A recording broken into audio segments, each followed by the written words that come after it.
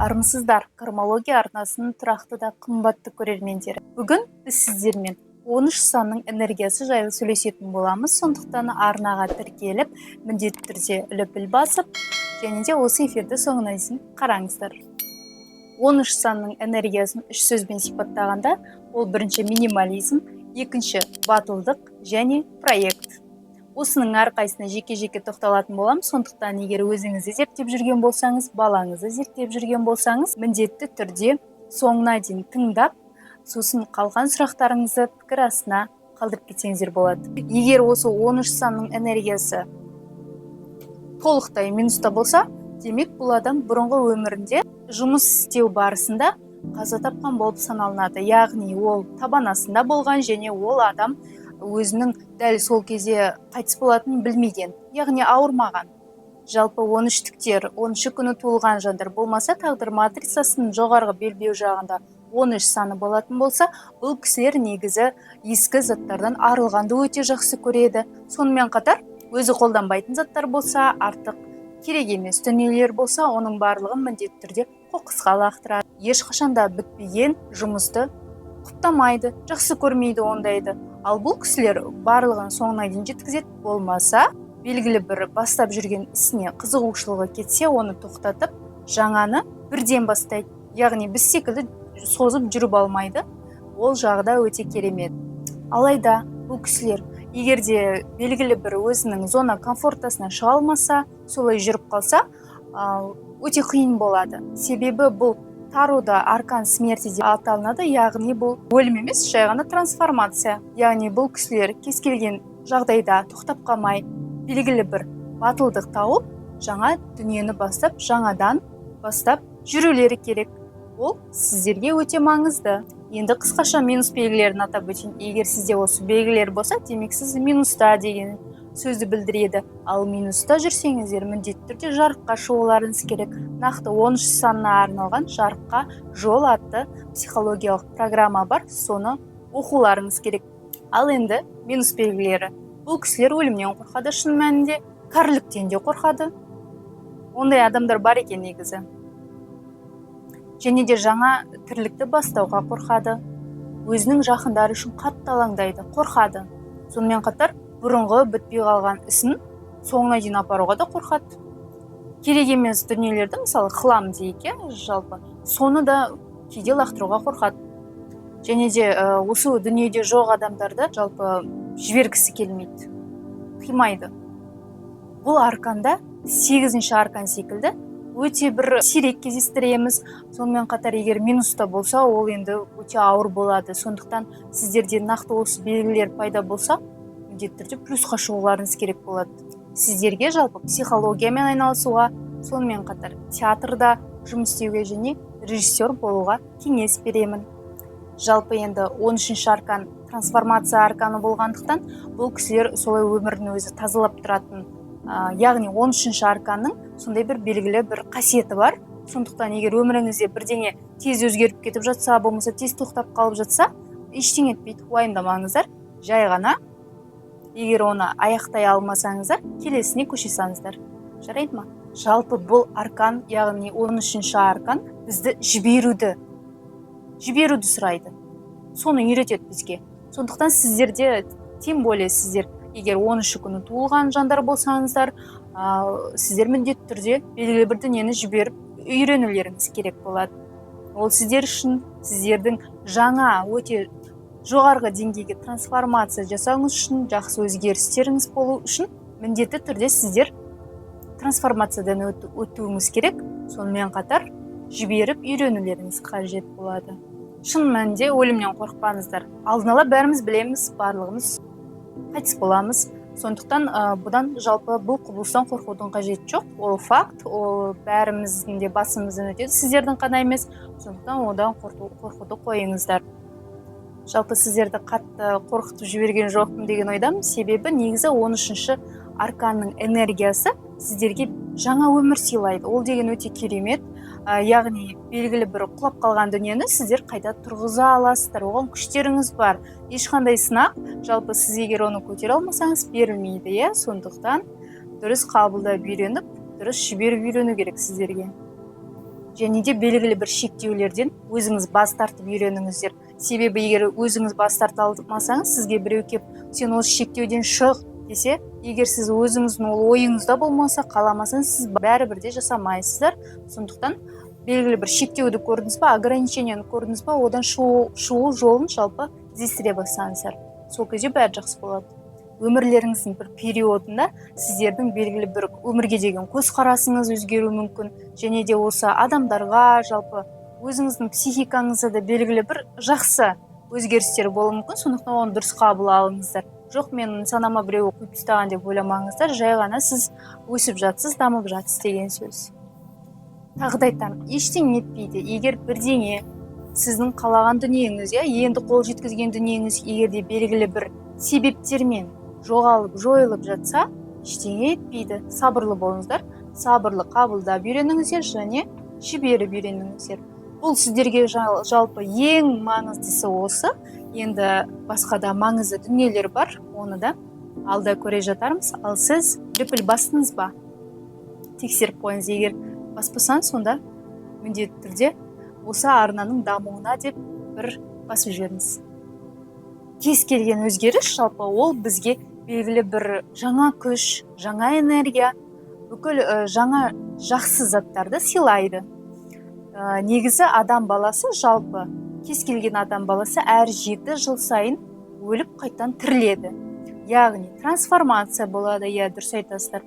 Яғни біздің денеміз де өзгереді, біздің түріміз де өзгереді, шашымыз да өседі. Оның барлығы біздің сол жаңағы денемізді ауыстырған кезде біз жалпы іштей рухани өліп қайтадан тірілеміз. Сондықтан әр 7 жыл сайын белгілі бір өзгеріске алып келетін дүниелер болуы мүмкін. Оны енді есептеп көрсеңіздер көріңіздер, бірақ көбінде дұрыс шығады. Сіздердің ең күшті қасиеттеріңіз жалпы кез келген сынақтан кейін белгілі бір өзгерістерге ұшырайсыздар. Яғни ол өзгерістер әрине жақсы болады, және де сол сынақтан қалай өттіңіз, оған да байланысты болады. Сондықтан міндетті түрде сабырлық сақтаймыз, және қазіргі менің айтқан көп дүниелерімді негізі орындап жүріңіздер. Сол кезде жалпы осы 13-ші энергияның минусы сізге аса да бір қатты әсер етіп, сіздің мазаңызды алмайды. Қоштасу және де кешіру. Ол да белгілі бір трансформацияның түрі. Себебі біз кез келген дүниені өзіміздің қасымызға қанша жерден алып қалғанымыз келгенімен ештеңе мәңгілік емес, өзіміз де мәңгілік емес. Біз сондықтан осы бір дүниені түсініп, жалпы өмірдің бәріміздің басымызға бұйырған дүниеден қорқудың қажеті жоқ. Жалпы қорқыныштарыңызды алып тастаңыздар. Сіздердің минустарыңызды айтып отырып, шын мәнінде қорқыныштарыңыз өте көп екенін байқадым. Ал қорқыныш көп болса, демек стресс та көп болады, демек әлгі депрессия, күйзеліс дегенде көп болады. Оның барлығы сіздің жаңа өмір бастауыңызға, дұрыс қабылдай білуіңізге үлкен кедергі келтіреді. Сондықтан жойыңыздар. Белгілі бір дүниеге жармасып ұстап қалуға тырыспаңыздар. Ол сіз жармасқан сайын ол сізден алшақтай беретін болады. Арманда да вспышка ретінде ойлаңыздар, болды, ұмытып кетіңіздер. Жалпы 16 саны да кішкене ұқсайды екен. 16 санның энергиясы да осындай. Бір дүниеге бауыр бассаң, демек ол сенен кетіп қалады деген сөз. Сондықтан ешқандай жалпы материалдық дүниеге бауыр баспаңыздар. Тек қана өзіңіздің жалпы қандай сынақ болса да өте аламын деген бір сеніміңізге бауыр басыңыздар. Бұл кісілер жалпы минуста болса өте бір терең ойлайтын, сондай бір мықты, бір өзгеше адам. Егер плюста болса, өте керемет кісілер. Сонымен қатар кез келген дүниелерге қызығушылығы тез артады, соны білгісі келеді. Любопытный, былайша айтқанда. Бұл кісілер үлкен бір жаңалық ашуға, жалпы олардың күштері де, милары да жетеді. Сондықтан егерде сіздің жалпы миыңызға, басыңызға белгілі бір дүние келсе, оны әлемге жалпы жар салып айтуға еш қысылмаңыздар. Себебі сіздер ондай жаңалық аша аласыздар. Былайша айтқанда меланхолик, бірақ дегенмен енді оны жасырады. Енді меланхолик дегеніміз не деп сұрасаңыздар, меланхолик дегеніміз ол мысалы іште кішкене көңілсіздеу адам, бірақ сыртқа оны көрсетпейді. Яғни күліп жүреді, үнемі көңілді болып жүреді, бірақ дегенмен ол кісілер ондай қатты көңілді емес. Дегенмен соны жасыра алады. Енді жасыра берсін, дегенмен ол бір бетперде кигенге саналмайды деп ойлаймын. Жаңа бір ортаға қоныс аудару. Иә, егер сіздер плюста болсаңыздар, жаңа ортаға, жаңа жерге, жаңа үйге, жаңа пәтерге, жаңа жұмысқа қоныс аудара аласыздар. Ол да керемет деп ойлаймын, себебі сіз негізі сізді өмір бір орында тұрғызбауы мүмкін. Қалай мынаны істесек дұрыс жалпы жібере аламын екен, ал былай етсек жалпы негізі қабылдай аламын екен, қоштаса аламын екен деп тексеріп отырады. Сондықтан өзгерістердің бәріне бағана айттым, 13-тіктер білесіздер ма? Жалпы 13-ші күні туылған жандар негізі өзінің ғана өмірін өзгертпейді. Ол басқа да адамдардың өмірін өзгертуге белгілі бір энергиясы арқылы ықпал ете алады. Басқа адамдарға да жалпы трансформация бере алады. Ол деген керемет. Егер 13-ші күні туылған досыңыз болса, оны бағалаңыз. Жалпы жандар, мен сіздерді негізі психологияны оқуға шақырамын. Басқа да кісілер бар оқытатын, мен өзім де оқытам, болмаса нумерологиямен де айналыссаңыздар болады. Тіпті менде қазір жеңілдік жүріп жатыр. Сондай бір адамды танымдық жағынан танитын және де белгілі бір өзгерістерге алып келетін мамандық таңдаңыздар. Негізі сіздерде бір тұрақты ештеңе болмауы мүмкін. Ол сіздің жаныңызды ауыртпасын. Сіздің рухыңызға ол керек жоқ. Басқалар жұмыс істей береді, бір орында 20 жыл, бір жерде 10 жыл тұра береді. Бірақ сізде ол сіздің жаныңызға керек жоқ. Егер сіздің жаныңызға бірдеңе керек болмаса, демек сіз қанша армандасаңыз ол орындалмайды. Сондықтан сіз өзіңіздің арманыңызды толық білу үшін алдымен өзіңізді тануыңыз керек. Жалпы қандай энергиялар сіздерге әсер етеді, соны танып барып, бірақ арманды құрастырған дұрыс деп ойлаймын. Бұл кісілер өте табиғи сұлулар және де үнемі бойларын тік ұстап жүреді. Сіздер жалпы өздеріңізді жеңіп үйренулеріңіз керек, егер біреуді жеңгілеріңіз келсе, сондықтан өзіңіздің бойыңыздағы жаман дүниелерді алып тастаңыздар. Келістік пе? Өміріңізде жалпы артық керек емес дүниелерден жалпы сіз қоштаса білуіңіз керек. Ол минимализмге жатады. Сонымен батылдық, жаңа өмір бастай білу үшін батылдық керек.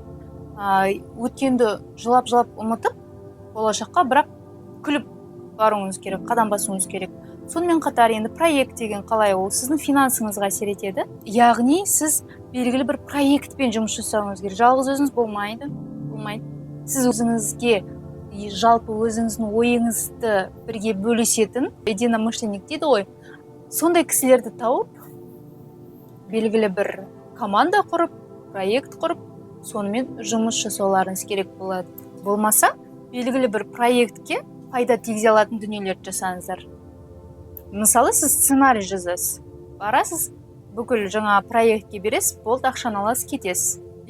Сондықтан проектке жұмыс жасайсыз, болмаса проектпен жұмыс жасайсыз. Енді оны өзіңіз таңдайсыз. Екеуі де болады, жақсы. Және де әрине архитектор болып жұмыс жасасаңыздар да болады.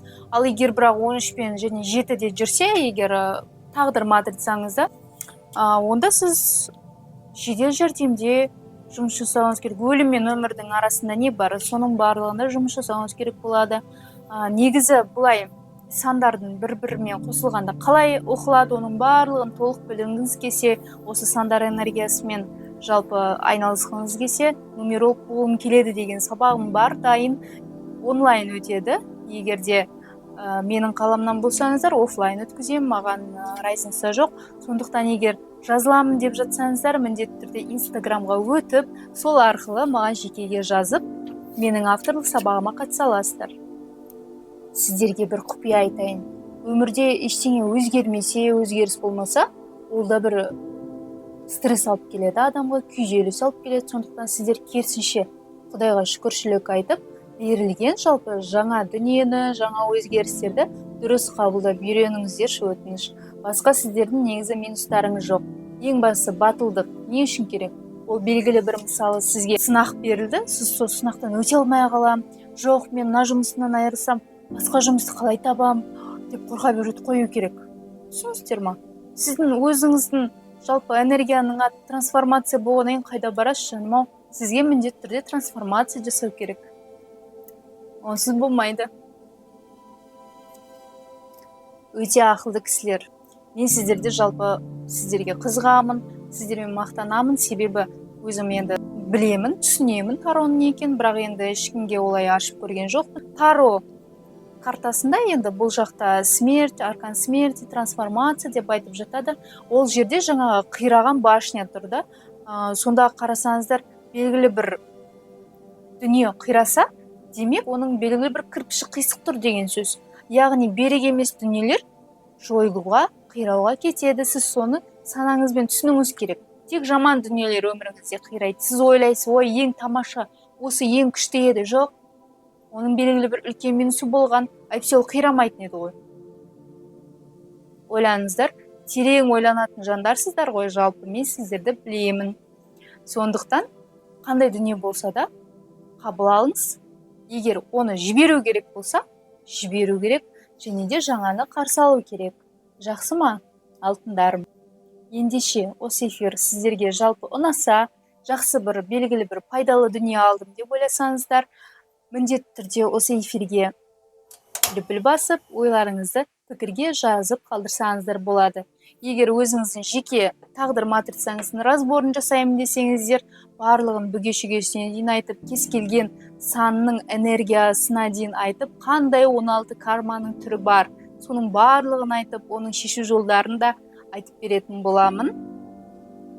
Ендеше назарларыңызға рахмет. Менімен осы уақытқа дейін болғандарыңызға рахмет, арнаны қолдап жатқандарыңызға да рахмет. Сау болыңыздар. Негізі мен 13 күні туылмағаныма өкінемін. 13 деген ол керемет қой. Мысалы, кез келген дүниеде өзің бір өзгерісің, ол деген керемет қой.